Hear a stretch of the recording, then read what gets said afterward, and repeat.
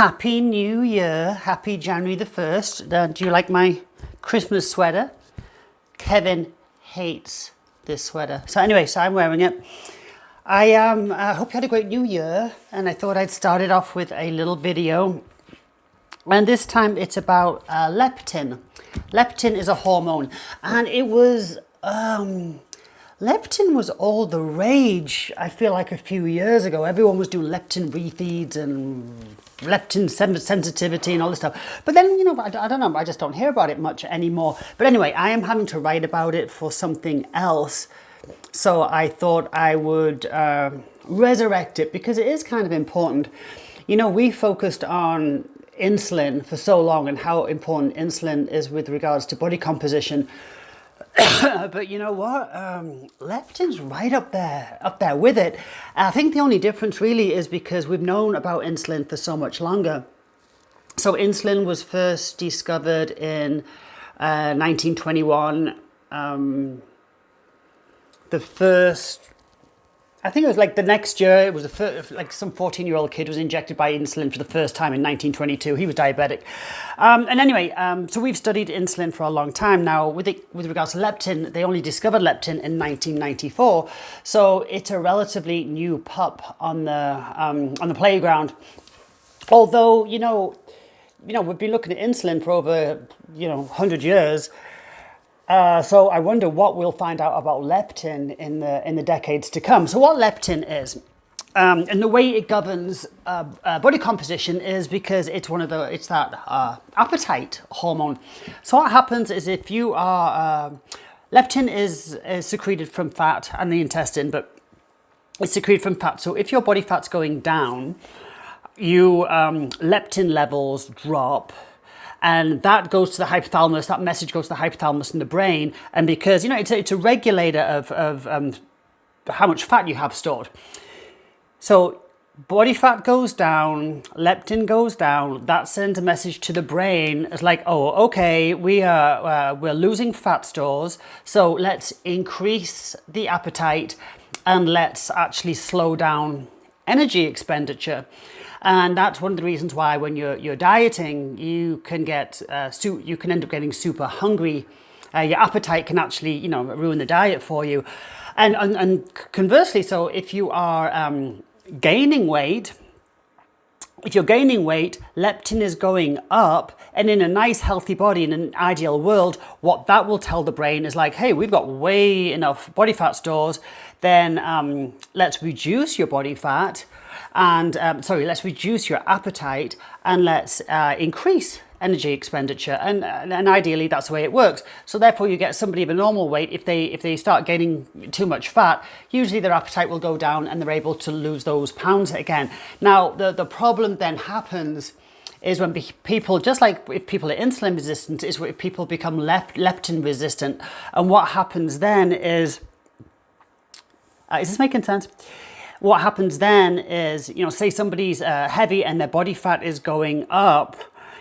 Yes, leptin is going up. Now, the message that should go to the brain is, hey, they don't need to be hungry, drop their appetite and increase energy expenditure. But, with any sort of resistance, that signal is getting altered, or it's not getting to the brain.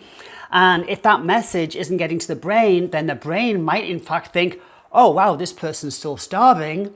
So let's increase the appetite. And what that scenario pans out with, you might get a heavy person that is, has a huge appetite, and it's all very easy to wag your finger at them and say, oh, they should eat less. And reality shows are built of this stuff. What is that, My 600-Pound Life, or whatever it's called, where we're all they judgmental over the heavy person that can't stop eating. But what if it is a matter of leptin resistance? So their body fat's going up, leptin is going up. In a healthy person, that would actually reduce their body fat, but with leptin resistance, the message does not go to the brain, and the brain doesn't realize that leptin's going up, and it actually increases your appetite. Vicious cycle. And so it's not just people are overweight, but it's the dieting as well. We've all seen, and I've done it, the person after a diet, and they eat a ridiculous amount of food that is maybe, it's kind of funny and it's kind of celebrated in the fitness world, but it's really not funny at all, and it's certainly not normal. And that can be a result of leptin as well. Interestingly, usually, the message going to the brain is because leptin's either going down or it's going up. But with calorie restriction can actually affect leptin levels and the signal from the brain without a drop in body fat. So that's really, really unfair. So you could be dieting super hard with a calorie deficit, not losing any weight, but the message goes to the brain is like, hey, I'm starving, and your appetite increases anyway. That would just not be fun, would it? Anyway, what causes, before I ramble on, let me go to my notes. So what causes this leptin resistance? And, well, insulin for one. I mean, leptin and insulin have a super, super close relationship. If you've got chronically high insulin, you're going to have chronically high leptin levels. Those two puppies go hand in hand. Here we go. So like I say, leptin's pretty new, but we will definitely, as time goes on, we're definitely going to find out more about it, and it could end up being as big a gun as insulin with the battle of body composition. But there are four main causes that we know of that can cause leptin resistance. The first one is high levels of insulin. Like I said, chronically high insulin levels will definitely mean chronically high leptin levels. Number two is inflammation. Oh my gosh, it's the cause of every disease, isn't it? So inflammation, which is signaling in your hypothalamus, that's the front of your brain, that can cause leptin resistance. Number three, high levels of free fatty acids in the blood. These again can interfere with that signaling. And a good way, although triglycerides aren't free fatty acids, it is kind of good to keep your triglycerides under control. And number four, having high levels of leptin in the first place. Now, some people, usually leptin resistance is acquired. It's not genetic. Just like insulin resistance, in most cases, it's acquired because of our eating behaviors and our lifestyle. Leptin isn't really any different. So you might have a unique situation with regard to high levels of leptin, or it can be due to your you're just holding too much body fat. Again, if you're holding too much body fat, leptin levels go up. So the first thing we need to do is lose body fat. But you see how that can be a vicious cycle, because if you are leptin resistant and you try and lose body fat, when you're trying to lose weight, the brain's just going to make you hungrier and hungrier. So leptin's a big deal, and it's kind of interesting. And again, I should probably do this in 3 videos so I don't take up all of your New Year's Day. The article I'm writing, I am going to put it on my blog, and it will be, because it's pretty long, and you will be able to find the full article on my Facebook business page. Just look for the Shrink Shop, and I will put a link there to the full article. But I will do another couple of videos on leptin. I will tell you how you can make yourself more leptin sensitive. And then there's actually some good information there about leptin and fasting and how that kind of works. Anyway, that is it for now. Leptin, a major body composition hormone.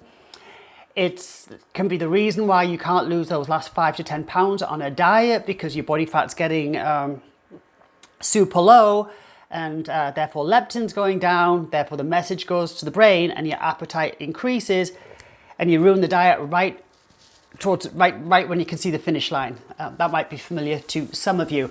So I will talk about how to make yourself more leptin sensitive and the benefits of fasting. Although the one thing that it's real old school bodybuilders out there, we've been doing it forever, but that's where carb cycling can really work. So if you're dieting really hard, every 10 days to 2 weeks to put in a real big high carb meal, not fat doesn't work, a real high carb meal, and that can actually bring the leptin levels back up.